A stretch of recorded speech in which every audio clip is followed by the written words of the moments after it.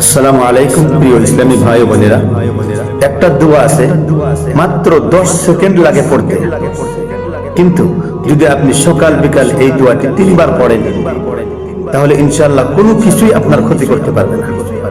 এটা মূলত আমাদের প্রিয় নবী হযরত মুহাম্মদ সাল্লাল্লাহু আলাইহি ওয়াসাল্লাম ইরশাদ করেছেন, তিরমিজি শরীফের হাদিস। তিনি বলেছেন, যদি কোনো ব্যক্তি সকাল সন্ধ্যায় এই দোয়াটি 3 বার করে পাঠ করে তাহলে কোনো কিছুই ক্ষতি করতে পারবে না।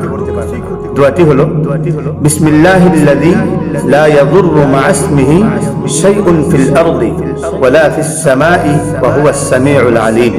অর্থ হলো যে আমি আল্লাহর নামে শুরু করছি, যার নামের সাথে আকাশে এবং পৃথিবীতে কোনো কিছুই ক্ষতি করতে পারে না, এবং তিনি সবকিছু শোনেন, সবকিছু জানেন।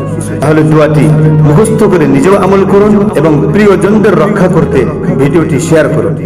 জাযাকুমুল্লাহু খায়রান।